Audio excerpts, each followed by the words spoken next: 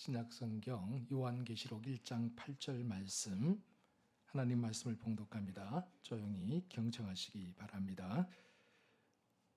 주 하나님이 이르시되 나는 알파와 오메가라, 이제도 있고 전에도 있었고 장차 올 자요 전능한 자라 하시더라. 아멘. 할렐루야. 2026년 병원년 새해가 밝았습니다. 2026년에는 하나님의 은혜와 사랑이, 그리고 또 하나님 주시는 기쁨과 풍성한 즐거움이 여러분의 삶의 가정 위에 충만하시기를 주님의 이름으로 축원합니다. 우리 옆 사람과 함께 인사 나눌까요? 새해가 밝았습니다. 예, 새해가 밝았습니다. 예. 사람들은 종종 이렇게 말하곤 하죠. 그때가 참 좋았는데. 그리고 또 이렇게 말하기도 합니다. 조금만 시간이 지나면 괜찮아질 거야. 이처럼 우리는 늘 과거를 되돌아보거나 미래를 기대하면서 살아갑니다. 사진첩을 보면서 그 사진첩 속에서 웃고 있는 과거의 내 모습을 보면서 흐뭇하게 여기기도 하죠. 또 아직 다가오지는 않았지만 미래의 시간들을 손꼽아 기다리고 기대하면서 희망에 부풀어서 살아가기도 합니다.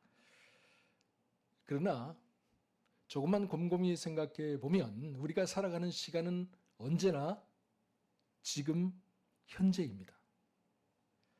바로 오늘 지금 이 순간 여기 이 자리이죠. 어제는 이미 지나가 버린 시간이 되었고 미래는 아직 오지 않은 시간입니다. 우리에게 주어진 시간은 언제나 오늘이라는 시간이죠. 그래서 어거스틴은 그의 고백록에서 다음과 같은 아주 유명한 말을 남겼습니다. 과거는 이미 지나서 지금 존재하지 않고 미래는 아직 오지 않아서 지금 존재하지 않습니다. 과거와 미래가 어디에 있든지 간에 그것은 과거나 미래의 형태로 있는 것이 아니라 현재라는 형태로 존재하고 있습니다. 우리는 언제나 현재를 살아가고 있는 것이지요. 왜냐하면 만일 미래가 미래로 남았다면 그것은 아직 없는 것이 되고 과거가 과거로만 남아있다면 그것은 이미 없는 것이 되어버리기 때문입니다. 그러므로 과거 일의 현재는 기억이요, 현재 일의 현재는 직관이며 미래 일의 현재는 기대입니다. 어거스틴은 말합니다. 과거는 기억이다. 그리고 미래는 기대이다. 그리고 직관적으로 오늘 현재를 살아가야 된다.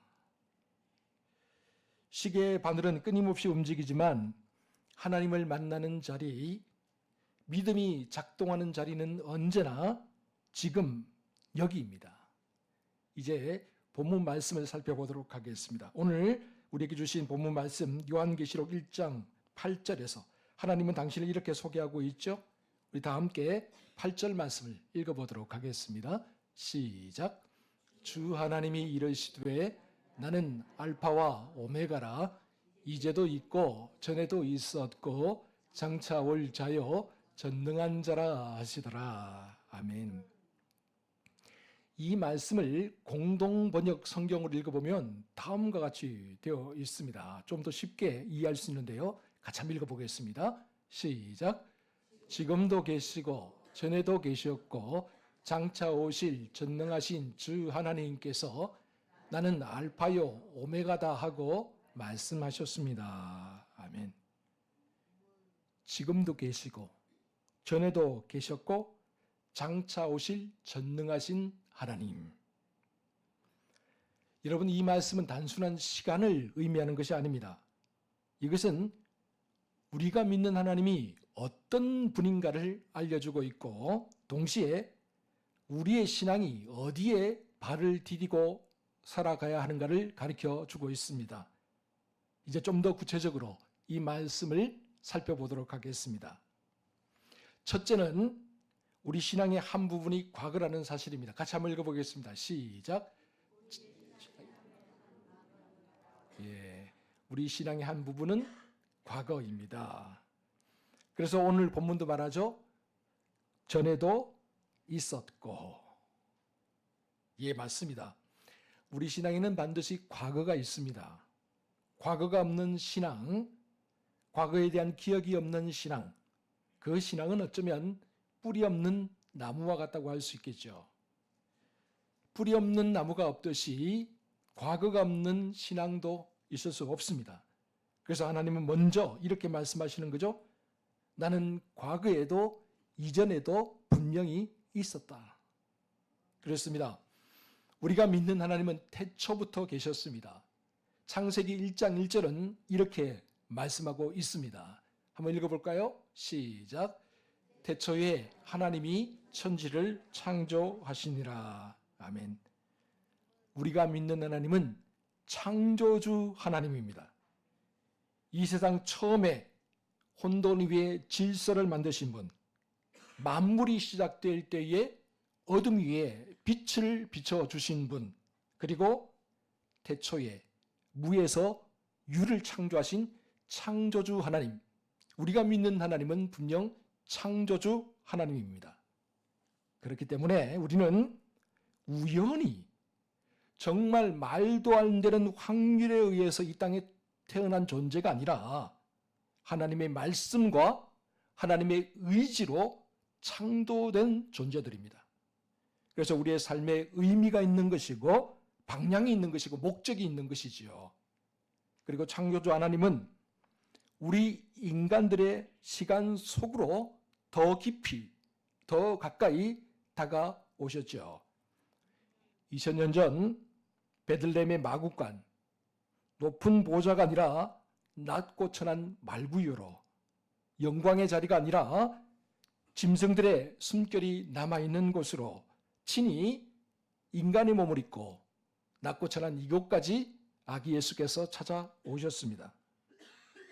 그러니까 창조주 하나님은 저 먼 세계에 멀리 떨어져 있는 분이 아니라, 우리와는 동떨어져 있는 그 어떤 분이 아니라 역사 속으로 친히 걸어 들어오신 임마누엘 하나님입니다. 우리는 이 과거를 기억하고 있습니다. 그래서 성탄의 은혜를 기억하고 십자가의 사랑을 기억하고 부활의 아침을 기억합니다. 그러나 성도 여러분, 과거를 기억하고 소중히 여기는 것은 분명 바람직한 일이지만, 그렇다고 해서 우리의 신앙이 과거에만 묶여 있어서는 안 됩니다.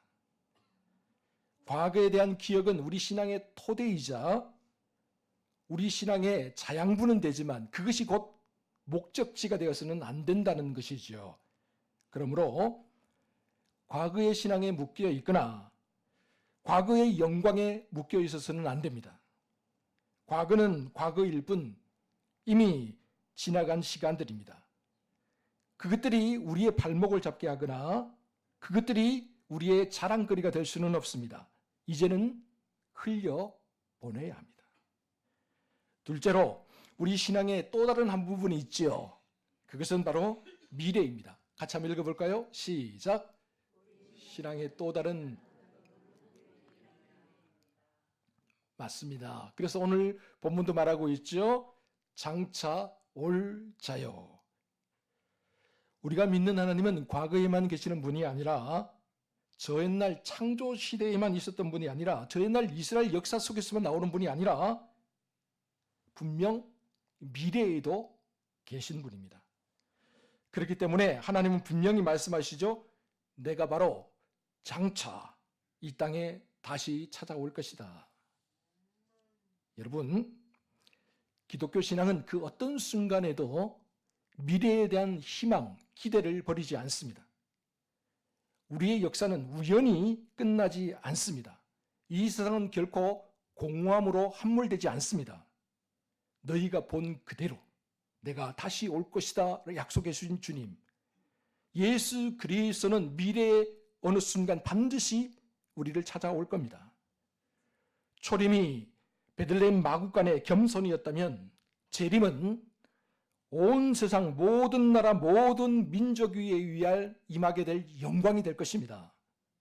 초림이 구원을 알리는 시작의 종소리였다면 재림은 구원의 완성을 알리는 대단원의 막이 될 것입니다. 주님이 다시 오실 그날이 되면 숨겨진 눈물들이 다 드러나게 되고 묻혀있던 정의와 공의가 되살아나게 될 것입니다. 억눌렸던 진실들이 빛 가운데로 드러나게 될 것입니다. 주님이 다시 오실 그날이 되면 양과 염소로 분명하게 나뉘게 될 것입니다. 구원받을 자와 심판받을 자도 분명하게 나뉘게 되겠죠. 그래서 주님이 오실 그날이 되면 믿는 성도들에게는 구원과 회복과 영광의 날이 되겠지만 믿지 않는 사람들에게는 심판과 공포와 지옥불의 날이 될 것입니다.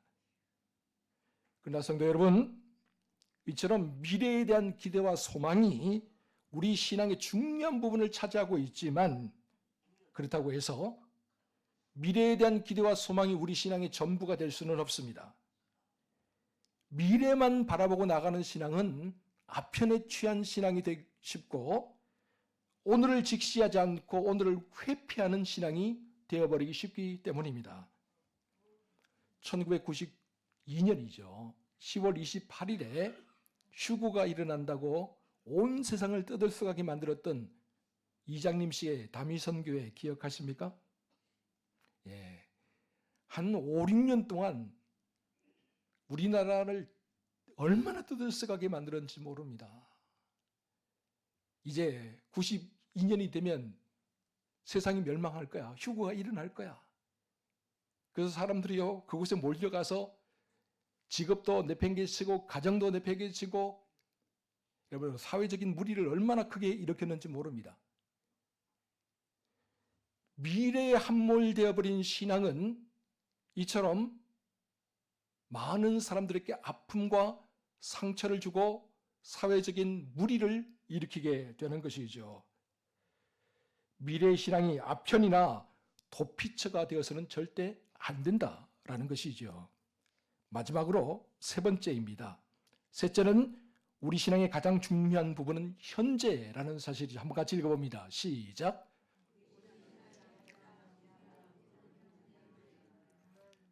그래서 오늘 본문도 말하고 있습니다. 이제도 있고. 우리 하나님 분명하게 말씀하시죠. 나는 오늘 지금 이제도 있다. 여기서 우리가 주목해 보아야 될 시제는 바로 현재라는 거죠.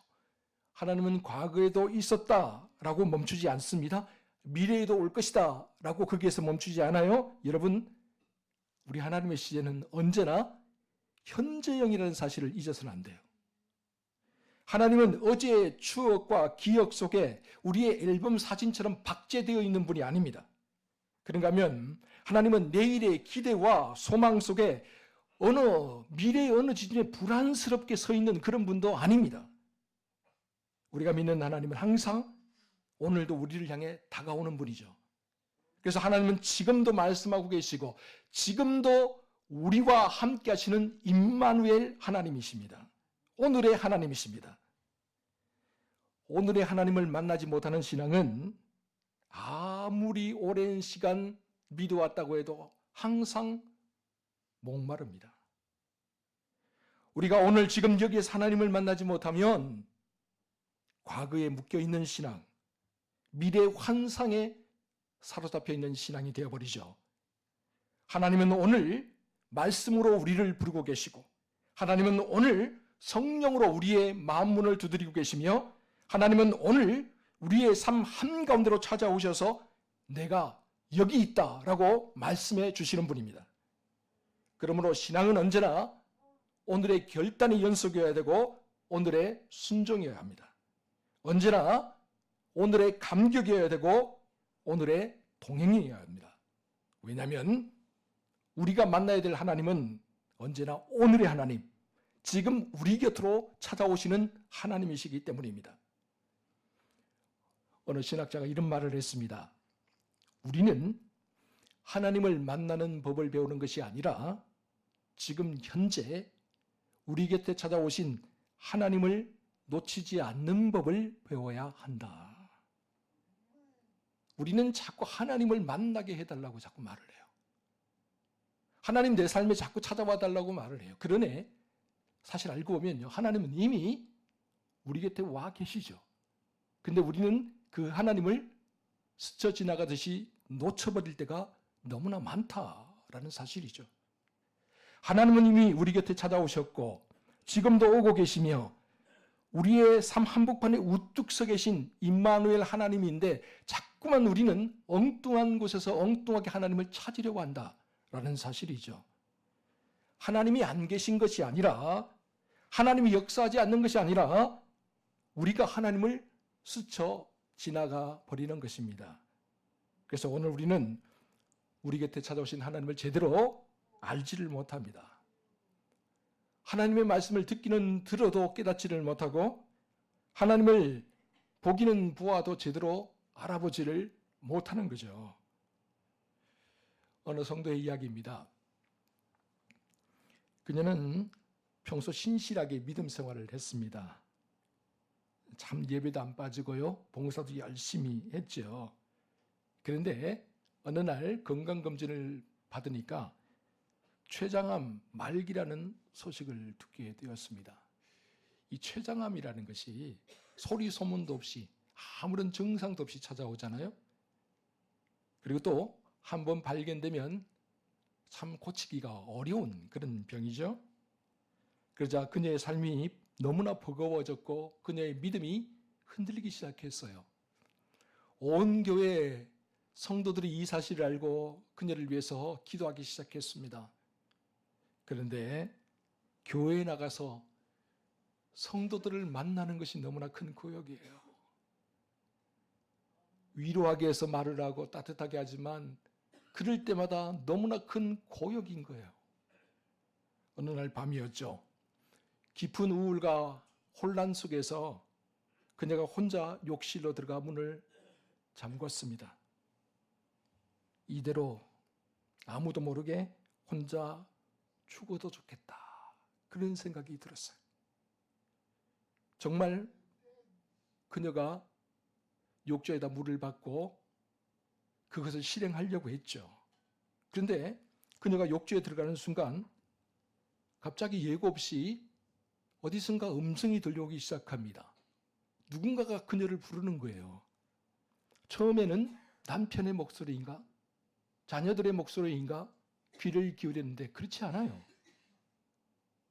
자꾸만 어디선가 목소리가 들려옵니다. 그래서 그녀가 조용히 귀를 기울였어요.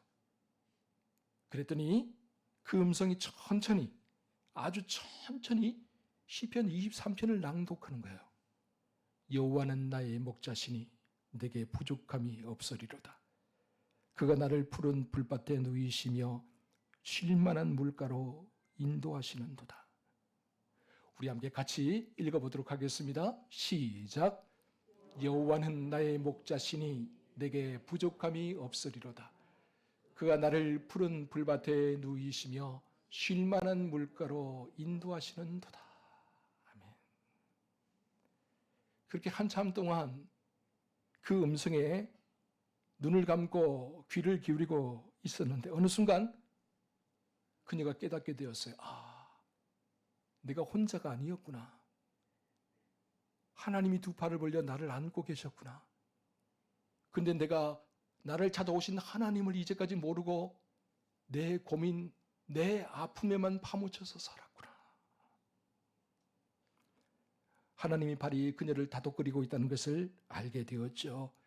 갑자기 눈물이 왈칵 쏟아지기 시작했습니다. 이내 주체할 수 없는 통곡이 터져나왔어요.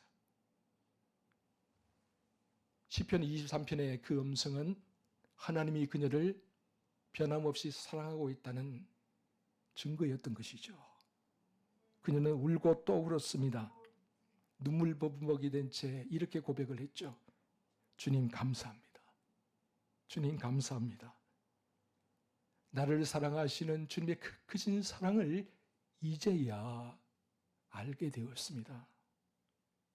사랑하는 성도 여러분, 오늘의 기도, 오늘의 회개, 오늘의 감사, 오늘의 순종, 바로 그 자리에 이제도 계신 오늘의 하나님이 찾아오십니다. 2026년 병원년 새해를 맞이하여 우리의 신앙이 항상 현재를 살아갈 수 있기를 바랍니다.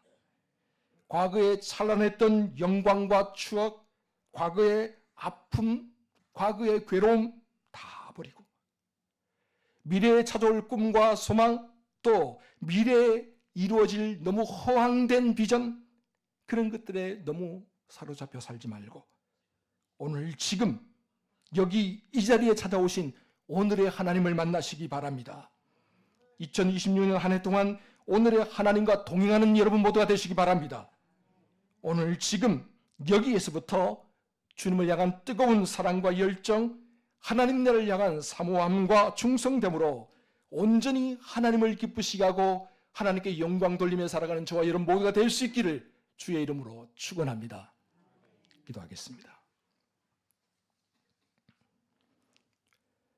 전에도 계셨고 장차 오시는 하나님, 그러나 오늘 지금 여기 우리 가운데 임재 계신 임마누엘 하나님, 우리의 신앙이 과거 속에 머무르지 않게 하시고 막연한 미래에 붙들리지 않게 하시며 오늘 지금 여기에서 우리에게 주어진 자리에서 살아계신 주님과 동행하는 신앙이 되게 하여 주옵소서. 하나님의 시간은 언제나 지금 현재형입니다. 오늘입니다. 바로 여기입니다. 그러므로 우리의 신앙도 지금 여기가 되게 하여 주시옵소서. 지금 말씀하시는 주님의 음성을 듣게 하시고 지금 인도하시는 주님의 손길을 붙들게 하옵소서. 지금 함께 하시는 주의 은혜 가운데 거하게 하시고 지금 살아계신 임마누엘 하나님을 만나게 하여 주옵소서. 그래요 우리의 믿음이 항상 오늘 지금을 살게 해 주시옵소서. 이 모든 말씀을 우리 인생의 알파와 오메가가 되시는 우리 구주 예수 그리스도의 이름으로 기도하옵나이다. 아멘. 찬송가 436장 나 이제 주님의 새 생명 얻은 몸 함께 찬양합니다. 우리 박수치면서 찬양할까요?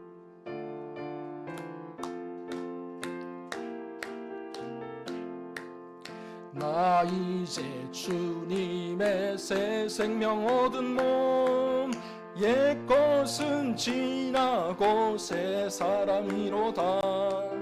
그 생명 내 맘에 강같이 흐르고 그 사랑 내게서 해같이 빛난다.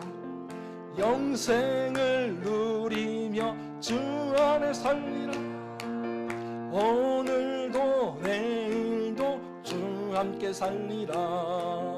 주 안에 감추인 새 생명 얻으니 이전에 줬던 것 이제는 값없다.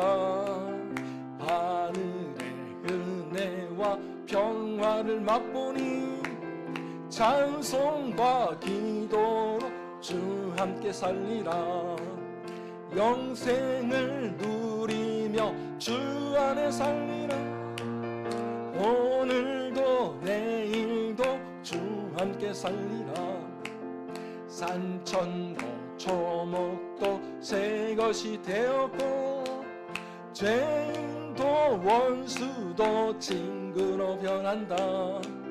새 생명 얻은 자 영생을 누리니 주님을 모신 맘 새 하늘이로다. 영생을 누리며 주 안에 살리라. 오늘도 내일도 주 함께 살리라. 주 따라가는 길 험하고 멀어도 찬송을 부르며 뒤따라가리라. 나 주를 모시고 영원히 살리라. 날마다 섬기며 주 함께 살리라. 영생을 누리며 주 안에 살리라. 오늘도 내일도 주 함께 살리라.